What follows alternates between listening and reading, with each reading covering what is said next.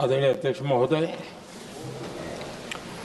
मैं इस सम्मानित सदन में पश्चिम एशिया में चल रहे संघर्ष और इसकी वजह से भारत के सामने आई चुनौतियों पर बात रखने के लिए उपस्थित हुआ हूं।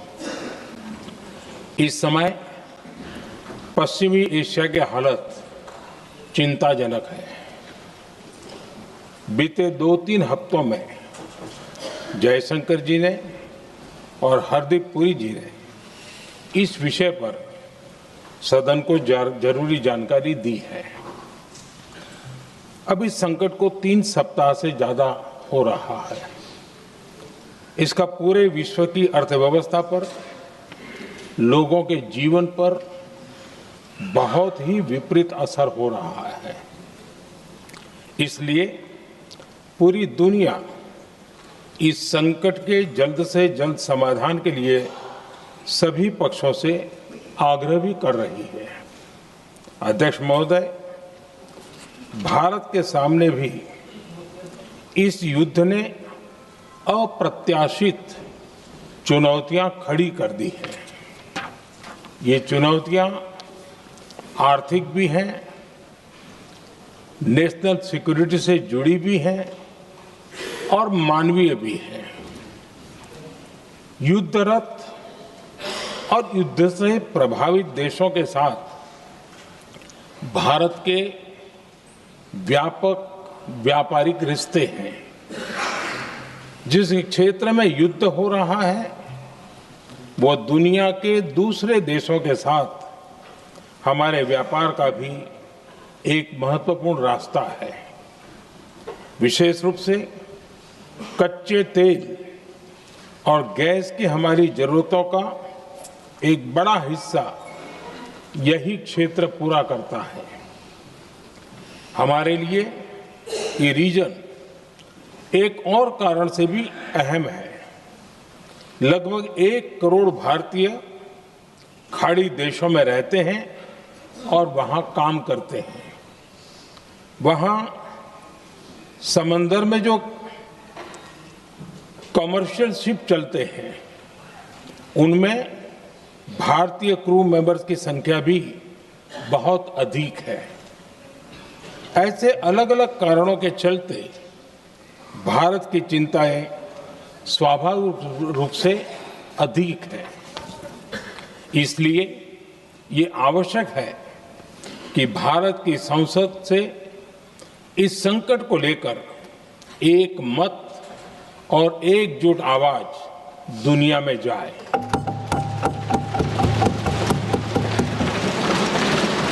अध्यक्ष जी, जब से ये युद्ध शुरू हुआ है तब से ही प्रभावित देशों में हर भारतीय को जरूरी मदद दी जा रही है। मैंने खुद पश्चिम एशिया के ज्यादातर देशों के राष्ट्राध्यक्षों के साथ 2 राउंड फोन पर बात की है। सभी ने भारतीयों की सुरक्षा का पूरा आश्वासन दिया है। दुर्भाग्य से इस दौरान कुछ लोगों की दुखद मृत्यु हुई है और कुछ घायल हुए हैं। ऐसे मुश्किल हालात में परिवारजनों को आवश्यक मदद दी जा रही है। जो घायल है उनका बेहतर इलाज सुनिश्चित कराया जा रहा है। अध्यक्ष जी, प्रभावित देशों में हमारे जितने भी मिशन हैं वो निरंतर भारतीयों की मदद करने में जुटे हैं। वहां काम करने वाले भारतीय हो या फिर जो टूरिस्ट वहां गए हैं, सभी को हर संभव मदद दी जा रही है। हमारे मिशन नियमित रूप से एडवाइजरी जारी कर रहे हैं। यहां भारत में और अन्य प्रभावित देशों में 24/7 कंट्रोल रूम और आपातकालीन हेल्पलाइन स्थापित की गई है। इनके माध्यम से सभी प्रभावितों को त्वरित जानकारी दी जा रही है। अध्यक्ष जी, संकट की स्थिति में देश विदेश में भारतीयों की सुरक्षा हमारी बहुत बड़ी प्राथमिकता रही है। युद्ध शुरू होने के बाद से लेकर अब तक 3,75,000 से अधिक भारतीय सुरक्षित भारत लौट चुके हैं। ईरान से ही अभी तक लगभग 1,000 भारतीय सुरक्षित वापस लौटे हैं। इनमें 700 से अधिक मेडिकल की पढ़ाई करने वाले युवा हैं। खाड़ी देशों में भारतीय स्कूलों में हजारों विद्यार्थी पढ़ते हैं। सीबीएसई ने ऐसे सभी भारतीय स्कूलों में होने वाली कक्षा 10वीं और 12वीं की निर्धारित परीक्षाओं को रद्द कर दिया है। इन बच्चों की पढ़ाई निर्बाध चलती रहे, इसके लिए सीबीएसई उचित कदम उठा रही है। यानी सरकार संवेदनशील भी है, सतर्क भी है और हर सहायता के लिए तत्पर भी है। माननीय अध्यक्ष जी, भारत में बड़ी मात्रा में कच्चा तेल, गैस और फर्टिलाइजर जैसी अनेक जरूरी चीजें हॉर्मुज स्ट्रेट के रास्ते से आती हैं। युद्ध के बाद से ही हॉर्मुज स्ट्रेट में जहाजों का आना जाना बहुत चुनौतीपूर्ण हो गया है। बावजूद इसके हमारी सरकार का ये प्रयास रहा है कि पेट्रोल, डीजल और गैस की सप्लाई बहुत ज्यादा प्रभावित न हो, देश के सामान्य परिवारों को परेशानी भी कम से कम हो, इस पर हमारा फोकस रहा है। हम सभी जानते हैं, देश अपनी जरूरत की 60% एलपीजी आयात करता है। इसकी सप्लाई में अनिश्चितता के कारण सरकार ने एलपीजी के डोमेस्टिक उपयोग को प्राथमिकता दी है। साथ ही एलपीजी के देश में ही उत्पादन को भी बढ़ाया जा रहा है। पेट्रोल, डीजल की सप्लाई पूरे देश में सुचारू रूप से होती रहे, इस पर भी लगातार काम किया गया है।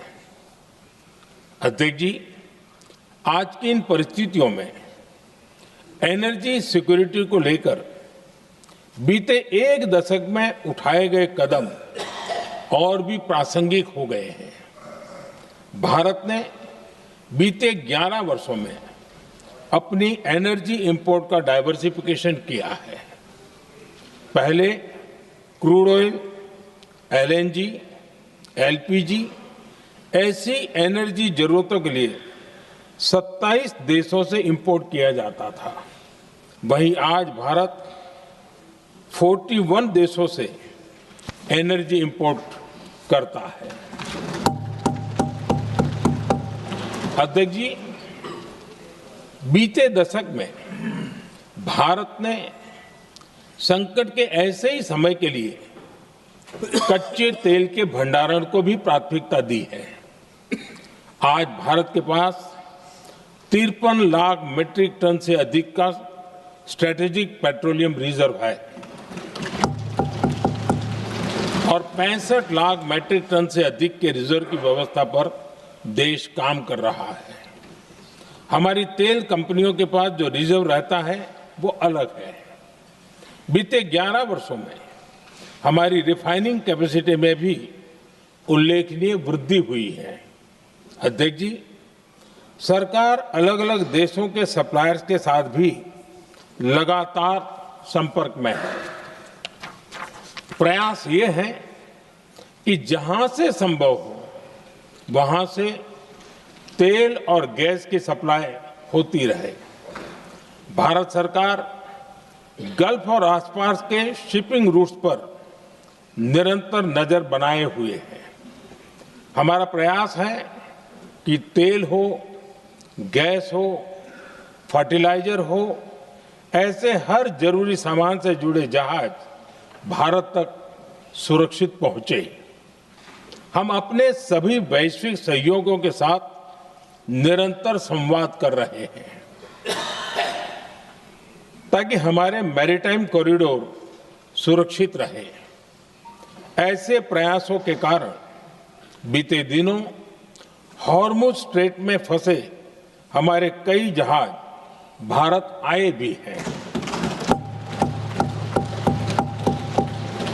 अध्यक्ष जी, संकट के इस समय में देश की एक और तैयारी भी बहुत काम आ रही है। पिछले 10-11 साल में इथेनॉल के उत्पादन और उसकी ब्लेंडिंग पर अभूतपूर्व काम हुआ है। एक दशक पहले तक देश में सिर्फ 1-1.5% इथेनॉल ब्लेंडिंग कैपेसिटी थी। आज हम पेट्रोल में 20% इथेनॉल ब्लेंडिंग के करीब पहुंच रहे हैं। इसके कारण प्रति वर्ष करीब 4.5 करोड़ बैरल कम ऑयल इंपोर्ट करना पड़ रहा है। ऐसे ही रेलवे के बिजलीकरण से भी बहुत बड़ा फायदा हो रहा है। अगर रेलवे का इतना बिजलीकरण न होता तो हर साल करीब 180 करोड़ लीटर डीजल अतिरिक्त लगता। ऐसे ही हमने मेट्रो का नेटवर्क बढ़ाया है। 2014 में जहां देश में मेट्रो नेटवर्क 250 किलोमीटर से भी कम था, आज ये बढ़कर करीब 1100 किलोमीटर हो गया है। हमने इलेक्ट्रिक मोबिलिटी पर बहुत अधिक बल दिया। केंद्र सरकार ने राज्यों को 15,000 इलेक्ट्रिक बसें चलाने के लिए दी हैं। आज जिस स्केल पर वैकल्पिक ईंधन पर काम हो रहा है, उससे भारत का भविष्य और सुरक्षित होगा।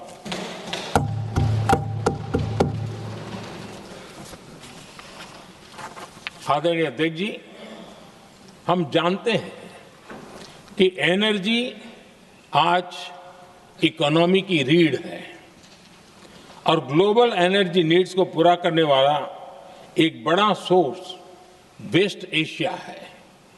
स्वाभाविक है कि दुनिया भर की अर्थव्यवस्था वर्तमान संकट से प्रभावित हो रही है और भारत पर इसका कम से कम दुष्प्रभाव हो, इसके लिए निरंतर प्रयास किए जा रहे हैं। सरकार इसके शॉर्ट टर्म, मीडियम टर्म और लॉन्ग टर्म ऐसे हर असर के लिए एक रणनीति के साथ काम कर रही है। आज भारत की इकोनॉमी के फंडामेंटल्स मजबूत है।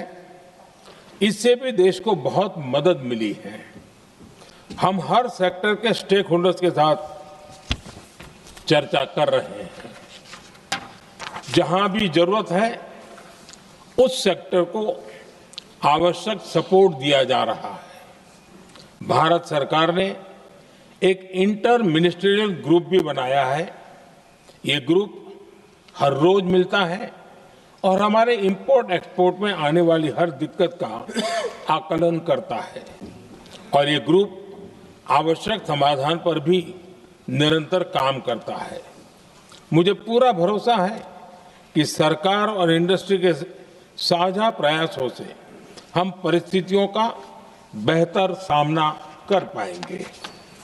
माननीय अध्यक्ष जी, एक बड़ा सवाल ये है कि युद्ध का खेती पर क्या प्रभाव होगा। देश के किसानों ने हमारे अन्न के भंडार भर रखे हैं, इसलिए भारत के पास पर्याप्त खाद्यान्न है। हमारा ये भी प्रयास है कि खरीफ सीजन की ठीक से बुआई हो सके। सरकार ने बीते सालों में आपात स्थिति से निपटने के लिए खाद की पर्याप्त व्यवस्था भी की है।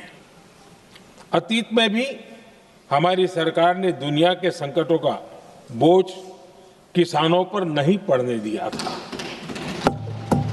कोरोना और उस समय के युद्धों के दौरान उस समय भी ग्लोबल सप्लाई चेन में डिस्ट्रप्शन आ गई थी। दुनिया के बाजार में यूरिया की एक बोरी 3,000 रुपये तक पहुंच गई, लेकिन भारत के किसानों को वही बोरी 300 रुपये से भी कम कीमत में उपलब्ध कराई गई। अध्यक्ष जी, देश के किसानों को इस प्रकार के संकटों से बचाने के लिए भी बीते वर्षों में अनेक कदम उठाए गए हैं। पिछले एक दशक में देश में 6 यूरिया प्लांट शुरू किए गए हैं। इससे सालाना 76 लाख मैट्रिक टन से अधिक की यूरिया प्रोडक्शन कैपेसिटी जुड़ी है। इस दौरान डीएपी और एनपीकेएस जैसी खाद का घरेलू उत्पादन भी करीब 50 लाख मैट्रिक टन बढ़ाया गया है। इतना ही नहीं, तेल और गैस की तरह खाद के आयात को भी डाइवर्सिफाई किया गया है।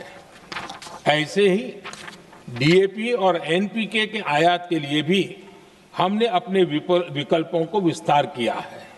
अध्यक्ष जी, सरकार ने देश के किसानों को made in India nano urea का विकल्प भी दिया है। सरकार किसानों को प्राकृतिक खेती के लिए भी प्रोत्साहित कर रही है। पीएम कुसुम योजना के तहत किसानों को 22 लाख से ज्यादा सोलर पंप दिए गए हैं। इससे भी डीजल पर उनकी निर्भरता कम हुई है। मैं सदन के माध्यम से देश के किसानों को विश्वास दिलाता हूं कि सरकार किसानों की हर संभव मदद करती रहेगी। आदरणीय अध्यक्ष जी, युद्ध का एक बहुत बड़ा चैलेंज ये भी है कि भारत में गर्मी का मौसम शुरू हो रहा है। आने वाले समय में बढ़ती गर्मी के साथ बिजली की डिमांड बढ़ती जाएगी। फिलहाल देश के सभी पावर प्लांट्स के पर्याप्त कोल स्टॉक्स उपलब्ध है। भारत ने लगातार दूसरे साल 100 करोड़ टन कोयला उत्पादन करने का रिकॉर्ड बनाया है। पावर जनरेशन से लेकर पावर सप्लाई तक के हमारे सभी सिस्टम की निरंतर मॉनिटरिंग भी की जा रही है और सरकार की तैयारियां उसको रिन्यूएबल एनर्जी से भी मदद मिली है। बीते दशक में रिन्यूएबल एनर्जी की तरफ देश ने बड़े कदम उठाए हैं। आज हमारी total installed power generation capacity का आधा हिस्सा रिन्यूएबल सोर्स से आता है। हमारी कुल रिन्यूएबल क्षमता आज 250 गीगावाट के ऐतिहासिक आंकड़े को पार कर गई है। बीते 11 वर्षों में देश ने अपनी सोलर पावर कैपेसिटी करीब 3 गीगावाट से बढ़ाकर 140 गीगावाट तक पहुंचाई है। बीते वर्षों में देश में करीब 40 लाख रूफटॉप सोलर लगे हैं। इसमें पीएम सूर्यघर मुफ्त बिजली योजना से भी लोगों को काफी मदद मिली है। गोवर्धन योजना के तहत देश में आज 200 कॉम्प्रेस्ड बायोगैस प्लांट भी काम करना शुरू कर चुके हैं। ये सारे प्रयास आज देश के बहुत काम आ रहे हैं। सरकार ने भविष्य की तैयारी और बढ़ाते हुए शांति एक्ट माध्यम से देश में न्यूक्लियर एनर्जी के उत्पादन को भी प्रोत्साहित किया है। कुछ ही दिन पहले small hydro power development scheme को भी हरी झंडी दी गई है, जिससे अगले 5 वर्षों में 1500 मेगावाट नई हाइड्रो पावर कैपेसिटी जोड़ी जाएगी। आदरणीय अध्यक्ष जी, जहां तक डिप्लोमेसी की बात है, भारत की भूमिका स्पष्ट है। शुरुआत से ही हमने इस संघर्ष को लेकर अपनी गहरी चिंता व्यक्त की है। मैंने स्वयं भी पश्चिम एशिया की सभी संबंधित नेताओं से बातचीत की है। मैंने सभी से तनाव को कम करने और इस संघर्ष को खत्म करने का आग्रह किया है। भारत ने नागरिकों, एनर्जी और ट्रांसपोर्ट से जुड़े इंफ्रास्ट्रक्चर पर हमलों का विरोध किया है। कमर्शियल जहाजों पर हमला और हॉर्मुज स्ट्रेट जैसे अंतर्राष्ट्रीय जलमार्ग में रुकावट अस्वीकार्य है। भारत डिप्लोमेसी के जरिए युद्ध के इस माहौल में भी भारतीय जहाजों के सुरक्षित आवागमन के लिए निरंतर प्रयास कर रहा है। अध्यक्ष महोदय, भारत हमेशा से ही मानवता के हित में और शांति के पक्ष में अपनी आवाज उठाता रहा है। मैं फिर कहूंगा कि बातचीत और कूटनीति ही इस समस्या का समाधान है। हमारे हर प्रयास तनाव को कम करने, इस संघर्ष को समाप्त करने के लिए है। इस युद्ध में किसी के भी जीवन पर संकट मानवता के हित में नहीं है। इसलिए भारत का प्रयास सभी पक्षों को जल्द से जल्द शांतिपूर्ण समाधान के लिए प्रोत्साहित करने का है। अध्यक्ष जी, जब ऐसे संकट आते हैं तो कुछ तत्व इसका गलत फायदा उठाने की कोशिश भी करते हैं। इसलिए कानून व्यवस्था सुनिश्चित करने वाली सभी एजेंसियों को अलर्ट पर रखा गया है। कोस्टल सिक्योरिटी हो, बॉर्डर सिक्योरिटी हो, साइबर सिक्योरिटी हो, स्ट्रेटेजिक इंस्टॉलेशंस हो, सबकी सुरक्षा को और मजबूत किया जा रहा है। अध्यक्ष जी, इस युद्ध के कारण दुनिया में जो कठिन हालात बने हैं, उनका प्रभाव लंबे समय तक बने रहने की आशंका है। इसलिए हमें तैयार रहना होगा, हमें एकजुट रहना होगा।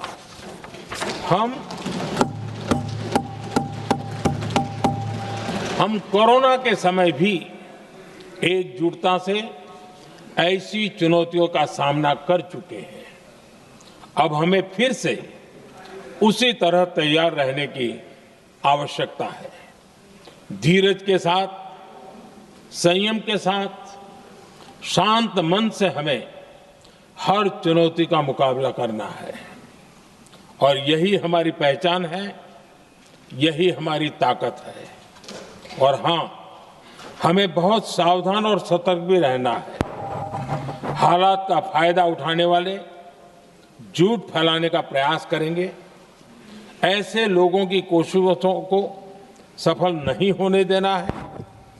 मैं देश की सभी राज्य सरकारों से भी इस सदन के माध्यम से आग्रह करूंगा, ऐसे समय में कालाबाजारी करने वाले, जमाखोरी करने वाले एक्टिव हो जाते हैं। इसके लिए कड़ी मॉनिटरिंग जरूरी है।